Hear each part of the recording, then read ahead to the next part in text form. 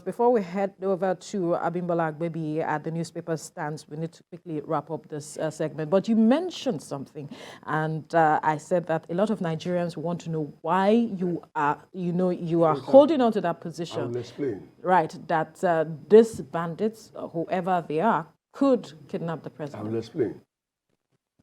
The publisher of Desert Herald, an ally of Sheikh Gumi, was at the forefront of negotiating the release of those people that were taken away during the train attack. He came out to say that government was making the job of negotiation and release impossible by not being cooperative with his gang, and that as it was, his life was in danger and he was backing out because those guys no longer trusted him. Just yesterday, Sheikh Gumi himself came out to say that for all that he could see, the way things are going, if this government doesn't change their tactics, it will be out of hand. That was the same Gumi that was associated as being the face of banditry because he knew where they were. He kept meeting with them, releasing videos and photographs. So if that man who knows where they are, who interacted with them across the nation, could come out and tell us that, what else are we waiting for? And you keep asking me, each time this thing happens, that they strike, government has a way of playing down with the casualty counts. Okay? They will undercast the figure that it will be made to look like they are winning. The last attack that we had, they said they had killed 30 of the bandits. I was hoping to see pictures. So when you look at all of these together, you don't need God to come down, a prophet, to tell you this is the mind of God on these things. We don't seem ready to confront this challenge. If not, we will not be where we are. As I said earlier on, they were in the forest coming to strike. Well, because we couldn't take the fight to them in the forest and silence them, they have been emboldened. They now come to town. Don't forget that these people have brought down aircrafts. So, you and I mean, now that they made so much money in the last 30, 60 days, so they probably will have bought more arms and ammunition. All right. It's terrible. It's rather an unfortunate situation that we have found ourselves, but we hope that the government will do something as quickly as possible. We must thank you, security consultant Oladinde Ario, for your time. And via Zoom, we had security expert and principal partner, Zoom Lens Security Solution, Dennis Amakri, who spoke with us earlier. All right, we'll move over to Abimbola Agbebiyi, who is by the newspaper stands to bring us updates and tell us what people are saying with regards to the newspaper headlines this morning. Good morning, Abimbola. Over to you. Oh, yeah, so you can be...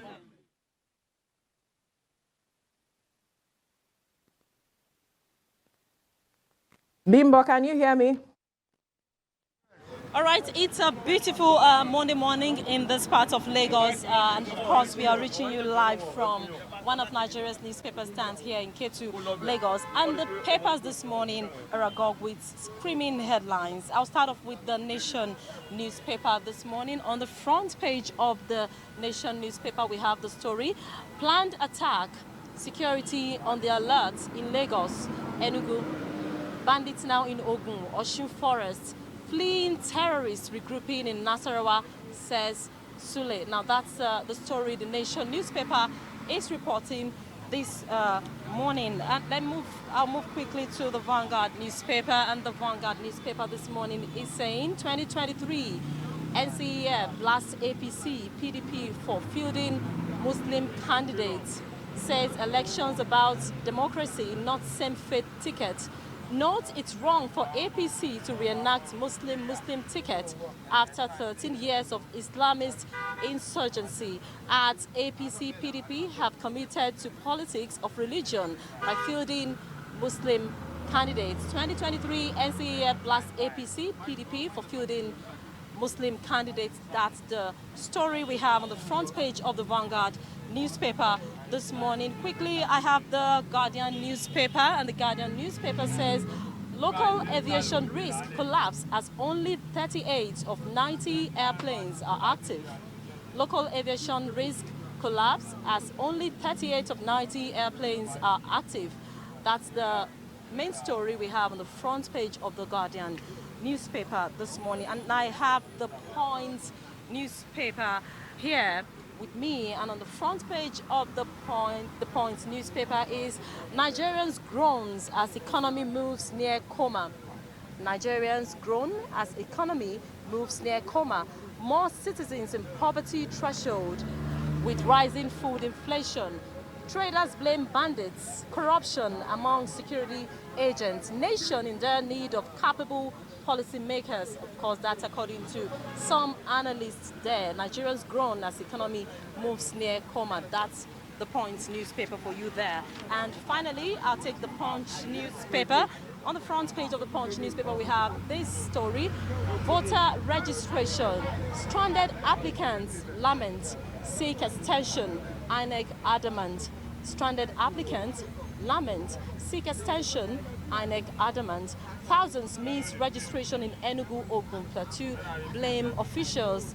Don't disenfranchise eligible Nigerians.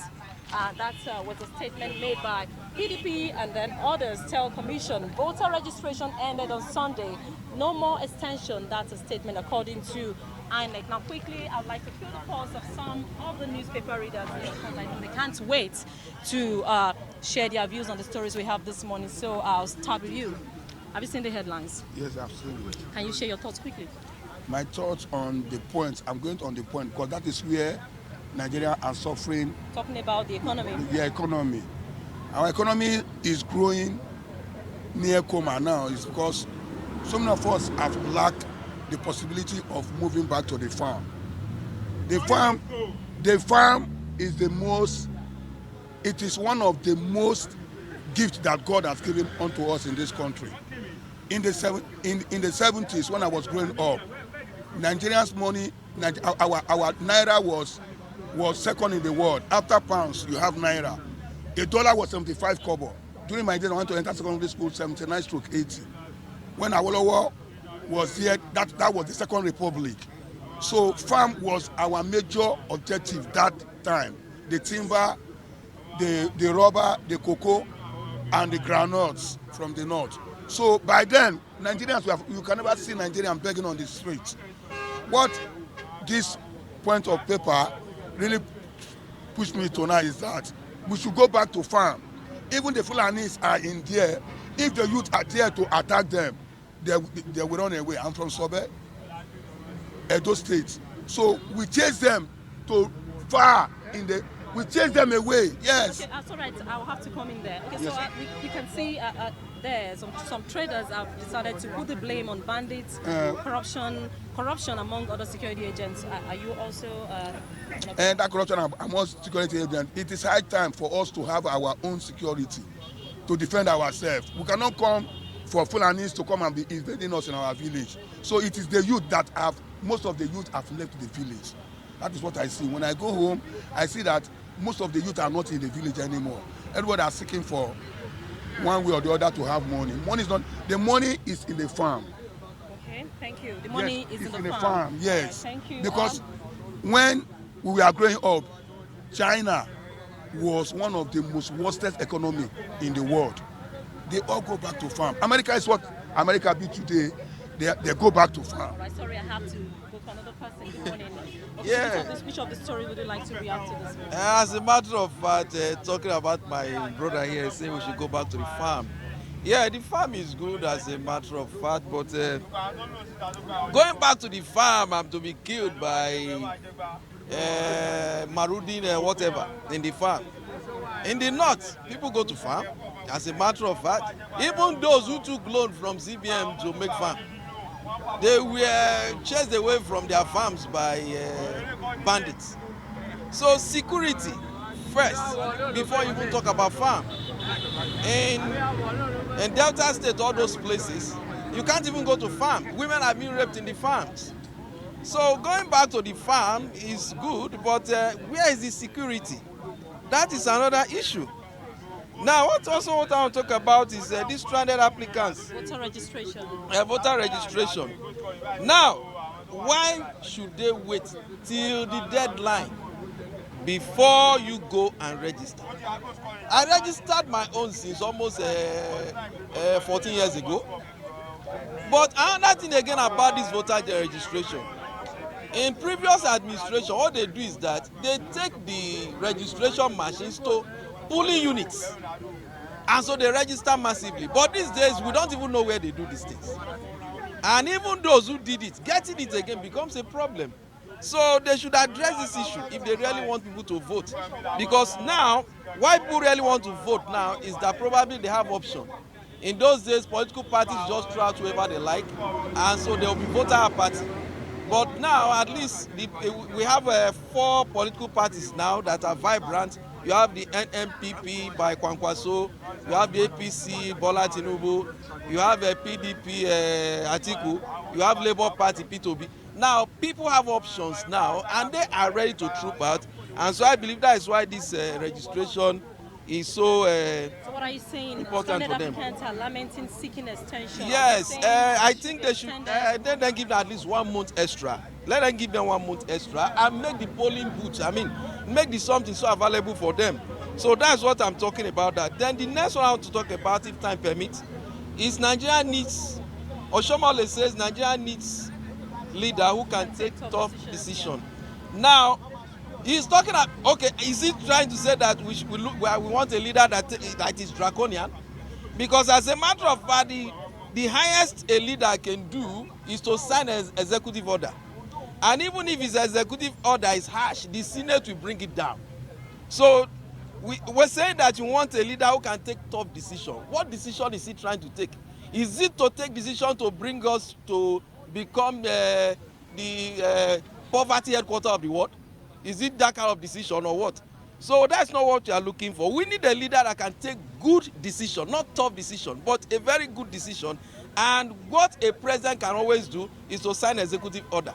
For instance, now executive order to bring state police is one of the most important things. Sign executive order that there should be state police. I have to go now. Yeah, thank you very much. Thank you.